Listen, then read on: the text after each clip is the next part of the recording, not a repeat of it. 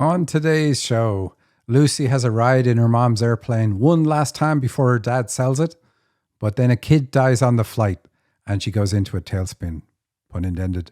How does she deal with that, and what does it tell us about her?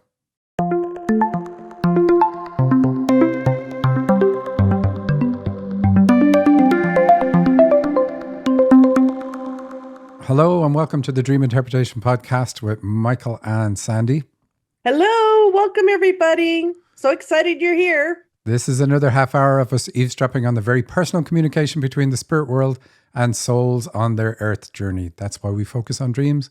If you want to know what you're meant to be doing right now at this very moment in your life, then look no further than your dreams, because your dreams have it all. And through analyzing your dreams, I reveal your potential and the obstacles you need to overcome. I'm very specific. I tell you what your superpowers are, what would make you magnificent, what would make you shine, and the bumps in life that are holding you back. These bumps are not in the way, they are the way. To get your dream analyzed on our show, go to dream-analysis.com/podcast, fill in the form there, or simply email radioshow@dream-analysis.com. That's all you have to do. So, Sandy, we're just on the heels of our second summit. Yes, and I will tell you this summit was totally amazing. We definitely went out on the edge with this one because we covered a lot of subjects that you'd consider taboo and not want to put on the radio. But there's stuff that's going on in this world right now today, and I think people really, really enjoyed it. And I think they enjoyed it so much that we are going to put a link at the bottom of this show. So if even 10 years from now, if you want to purchase it and hear all the good stuff going on that we covered this last weekend, then you'll be able to. And it's for the very expensive price of all of $97. And I recommend it because it was so good. So, Michael, do you want to high level some of the subjects we covered and then we'll go into detail? I just love it. We were so good. We were so good that you have to... I must have been out for that class in Ireland, but they didn't teach us that level of like, I am awesome. I am awesome. You guys better recognize how awesome I am. But the weekend was amazing. And it was all new content for us. That was kind of, it was a goal of Sandy's for some time to create a second summit. Like we've had summits for quite a few years. And this is all different. So we went very woo in this one. Like we talk about, okay, why do we dream? And we say, well, typically we dream because we plan our life and we come here to learn things about ourselves. In this event, we said, okay, well, let's step back further. Why do we even have to plan a life? Why do we have trouble in the first place? What gets us to that planning table that makes us decide we need a life on the earth plane? I mean, we went deep. We went deep. Yes, we did. And I love that section really a lot. Dreams are what got you here, Michael. Dreams are what set up this show and what set up this weekend. So we went into the woo. We talked about the planning stage, before the planning stage, a little bit about the spirit world, but we also went all the way forward to where this world is going. You want to talk a few minutes about that? Because that was phenomenal too. Yeah. So Saturday morning, we went into, okay, why do I come here in the first place? And why do I end up even having to think about coming here? And then our last session on Sunday was where the earth is going, how the vibration is rising, what are going to be the difference between the way life is today and the way life will be tomorrow when this happens, and what we can expect in between. So I think it was a good send off. Although we did talk about prophecy, and we did include some of the dreams that we've received from people about what they see in their dreams is coming, which doesn't paint a really good picture. But anyway, we didn't hold back. It was very much a weekend of don't hold back. And quite detailed. We did a lot about channeling, covered a lot about channeling, how it works, and all the things that are nefarious in the channeling space. Like the real reasons that you would like, I want to make sure that I'm going to learn to channel. I want to learn it properly because these are things that I need to be aware of and I need to know how to deal with. We covered that. And there was a few times I felt like I should just look at the count to see how many people are still online and in the sessions. But we had more people than ever. It was really good. Yeah, that was amazing. I loved that you also brought back in the relationship relationships are so, so important. There's so many people out there looking for good relationships. And I loved how April went in and covered that. I thought that was fantastic. And then I loved the interview you did with Ann Tucker, where you talked about her journey and the dream journey, the journey to get you to where you're doing your full career. That was phenomenal. You want to Yeah. mention that just a wee bit? Yeah. What's really good is our dreams. We covered career and vocation in this. We had three bonus events, webinars or workshops before the event, and we're including those in the recordings too because they very much everything led into the next item, and vocation is one of the things that we talked about. And what's remarkable for Anne is the amount of healing she's done on her journey. And because of that healing, she got herself to a certain space. You know, she would heal, then develop and use a gift, and then heal some more, develop and use a gift. And she was encouraged all the way along, the same way we all are. Her dreams are no different than anybody else's in terms of what they're asking us to do. But she just is diligent and follows her dreams and has for so long that she hit a point where they said, okay, now instead of you channeling angels to do healing, you're going to stand in the center and you're going to shine your light and you're the one going to be doing the healing. And it's really good to see how dreams say, work on yourself, use your gifts, develop yourself, and then go back to work on yourself and so on until you hit a certain point. And then they say, now you're ready. Now you can do the big thing that you came here to do. And when you do that, they still say, hey, there's more. Like if you think this is the big stuff, in 2 years' time, it's going to be even bigger. And so it's very exciting watching her journey. Yes, it has been. I've really enjoyed it. And I've been able to participate in some of the groups that she had. And I could say it's just been amazing watching even the changes that she's gone through. What I enjoyed this weekend was your stories and some of the stories that you shared about your dream journey and what you learned from dreams and some of the mistakes you made by not completely following them. You want to comment on that? Oh, yeah. I badgered you on those ones. If I didn't listen to Sandy, I was making a mistake. That's what my dreams were saying. That is not true. Yeah, so I did. I kind of buried my soul this weekend. I was like, okay, this is what got me into the whole field, and then this is the journey I took in discovering what my abilities are and what I needed to heal and what I had to do about it. And so that was quite fun. I didn't know if it would be fun because I talked about that once before, and I really got caught up in the emotion of my own trauma. This time I managed to stay above that, thank God. But yeah, it was a really good weekend. And then I talked about channeling and how I got into channeling and why. Why did I need to learn so much about protection and dealing with negative spirits? And there's a story behind that too. And if that story didn't happen, then none of my spiritual journey would have happened, I suppose. So it was all essential. Everything, like the obstacle is the way, is what we say on the show. The obstacles on my journey were the parts where I grew the most. And it's not that I would ever look back and say, oh, I would do that again, because I wouldn't. I wouldn't change my past path because I like where I am now. And that's the way we really want to look at our lives and get to a point where we say, okay, I like who I am. I like what I've learned and how I've developed myself. And if I was to go back and change anything, would it risk where I am now? If it would, then I don't want to change it. Yeah, what I also enjoyed, and this is the best part, and I really badgered you to cover this, when we were talking about the dreams that you don't want to have, which we did as a bonus before, but you covered the dream that I thought was most important because it really pointed out how you saved someone's life, how you helped them make sure they didn't get sick, and what was it, Michael? What was 6? You want to cover that just a wee bit? So, yeah, a friend of mine had sent me a dream or a series of dreams, and I looked at them and they were kind of, unpleasant dreams. Him considering leaving the planet, let's put it that way.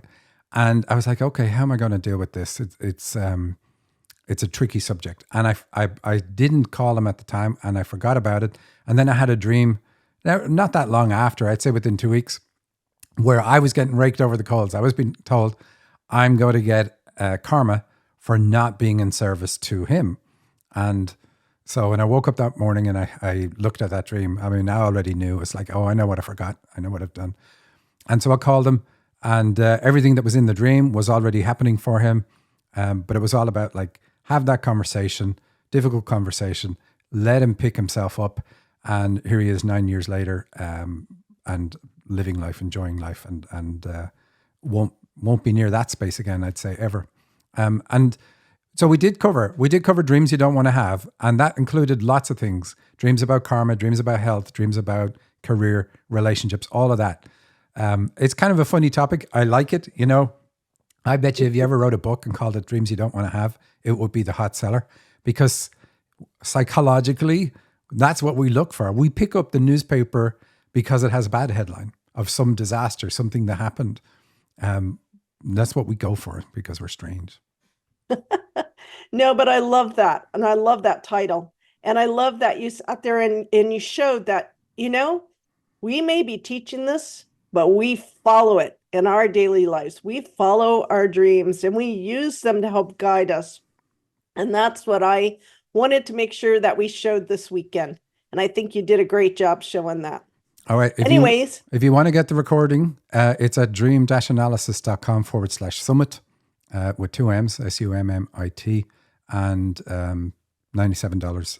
And I'm sure you'll love it. Everybody loved it. It was really well received. For something that I was kind of afraid to put on, because a lot of the time we come across as woo adjacent, almost apologetically. Oh yeah, the woo's right beside us, sorry. But we can talk about dreams, and we can talk about dreams to anybody, because everybody dreams, even a skeptic. But this time it was like, okay, we're not hiding anything. Ask us anything about the spirit world that you want to ask. And if I've seen it in a dream or I know about it through channeling, I will share what I got. So we had some great Q&A sessions, I think. They're my favorite part of all the weekends, actually. Not the presentations, but the actual questions that the presentations provoke. Yeah, it was really, really good. And I'm so glad that we put this one on. And I am ready to do some more. I'm sure you'd want to kill me, but yes, we're going to do some more, because there was a lot of stuff that we couldn't cover this weekend. We just didn't have the time. So I know we'll be doing some more summits on different subjects. Are you open, Michael? I'm just looking around for, where's the ejector seat button? There has to be one. She shouldn't be able to be in the studio with that kind of nonsense. Sandy, I think maybe you should probably do some dreams. All righty, I'm excited about this first dream. It is titled Jumping from Airplanes, and it's from Lucy. I asked my friend Mark to come and take my mom's plane for a ride before my dad sells it. It hasn't been run in a while. We take off and stop to see his wife and children. They come out and look around. Nancy asked me about the plane. I tell her it was my mom's, but Dad sells everything that was hers, so we're just running it one last time. Her kids jump on the wheels and are hanging out there. When we go to leave again, the kids run with their mom, and I head to the cockpit with Mark. And when he starts up again, I go and check all the door latches as we lift off. I go to check the wheel gear to pull in the aircraft, and one of the kids is on it. I reach my hand to him below and tell him, you can't be on there, to pull him in, and he laughs and said, I know. And then he jumps. I panic and wonder how high we are as the clouds obscure the view. I try to call Nancy and see if he landed down there safely, but there's no answer. I'm afraid to tell Mark, so I keep trying to call Nancy. I look at the cloud ceiling information to see how low the clouds are to calculate whether he survived. And then I fear telling my pa, as it is technically his plane now. I go back to the cockpit and tell Mark his kids jumped from the wheel quite high. He seems not worried, as I am. All right, Michael, that's a very interesting one. Okay, I love how she's like, oh, I wonder how low the clouds are. So she's above the clouds. He jumps off the wheel and she's go, I hope we're not up too high, and he survives. I think no matter how low the clouds are, he's dead. Michael. It's a dream. It's a dream. It's funny. But then what's also funny is like she doesn't want to tell the other person in the dream. And then we have her dad selling everything to do it, mom, getting rid of everything to do it, mom. And so it's a pretty straightforward dream. In reality, the dreamer's mother died a year or so ago, and her father changed a lot. And he's kind of like become a different person. He's remarried and he's having nothing to do with her. And so extremely painful. I can't imagine the trauma that would be, losing your mom and then losing your dad so close afterwards, even though he's still alive. It's her stepdad in reality, but she doesn't really know any difference because he was in her life for so long, from such a young age. So let's have a look at the pieces of it anyway. The first part we have that dad's having nothing to do with me. He's moved on, let's say. And then it's like, let's take this out for one last time. So an airplane taking off is about a new project in your life.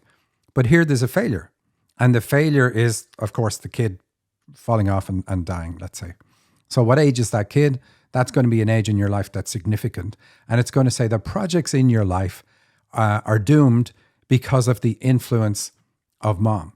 Her influence causes your projects to be doomed because it's her plane. I know it's moving into dad's space now. But then we have this other thing of, well, what is it? We talked about this on the weekend, actually. What makes projects and career work is masculine energy. That's what we create within the world. And we need a lot of masculine energy to really push our career and things like that and new projects. So here it's about a masculine energy failure, but it's a failure because of mom's influence. And in this case, mom's influence was that she prevented me from having a good relationship with my dad. So any of the big things in your life, you can't ever go to your father about, because mom doesn't want you to bother him, whereas kids need their own relationship with their father. So really sad to see that.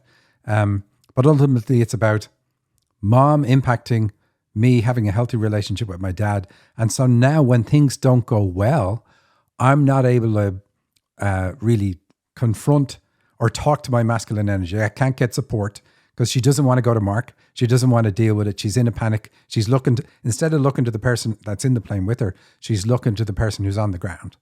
And pretty sad dream. In terms of how much it tells us about her life and how bad things are going. Also that if I try to do something new, the masculine energy in me has a problem, because that's what falls off the wheel. And then what is, Mark's not worried, but she is. What does the worry have to do with? So if she had the support and belief in herself, it's like everything, it's all going to be okay. This is a new project that we're taking off. There's nothing serious. There's no harm. We'll be able to figure out anything. It's not really about the death of anybody. It's about that energy being gone and worrying about that energy. So it's like, I'm good at the early stages. I'm excited about the early stages, but just after we get above the clouds, then the panic sets in, because that's the point where the kid jumps off. Now, he could have come into the plane. That would be the perfect thing. It would all be good then, but it's not. It's like my masculine energy falls to the ground when I get to the point of starting a new career, a new project, a new whatever, but I haven't got it into like the place where it would be an autopilot yet. I'm still only taking off with it, and then I'm already in trouble. And like the feelings she talks about here, I panic and wonder if there's any safety here for him. So that is what shows up in her life when she hits these things. Wow, that's intense. It's sad, really sad. But you could do things to help heal that, right? Yeah, absolutely. And she is at the moment. She's working on issues around mom, cutting the ties that bind with mom. Oh, that's fabulous. All righty, let's move on. Next dream, old school friend. And this is from Linda. I walked out the front door of a house or a building. A guy from high school, a few grades ahead, was a TV host and now a politician, is there. But he's on the phone, so I nod and continue on. I see his sister, very blonde, friendly, but distant, who I went to school with, and I stop, say hello, and ask how she's been. She is getting her children organized, and she introduces them. She has 6. So many more than I remember from seeing on Facebook. She says the one little girl is my spirit child who will grow up to be a famous singer. Then points out the talents of all the rest. She is trying to get them all to the bathroom, and I move with her so as not to interrupt her progress or process, but still chat. I ask about how she's doing. She says she mostly raises her kids and hosts fancy dinner parties for her husband's clients, as there are a lot of wealthy people in Toronto. I asked her about her parents, and she says they are good. In waking life, I know her dad has passed. I mentioned my mom died, and she said she heard. We give greetings, and I get on a bike to ride away. I hear her call out, and I stop, and her little girl is following. She is calling her back. I stop so she catches, and then wave and head off. It's an interesting dream. I walk out the front door of a house that's about the future. That's really good. It's also about birth, so we know what's bringing her back to there. A guy from high school a few grades ahead was a TV host and now a politician. So this is about her spiritual leadership ability, because the politician part, she could have a gift of projection. She does, because he's a TV host too. And that's what both of those mean. So this is about her advanced, let's say her advancing in those things, because he's a few grades ahead. But then he's on the phone, so I nod, continue on, that's fine. It's all about continuing on. And then it brings us back to childhood, because she sees this distant blonde friend. So if you're working on healing issues around mom, then you're going to find typically high school friends. We see this all the time, or friends from your childhood. And it's good to see them show up in your dream, because it's now you're reconnecting with your feminine aspects.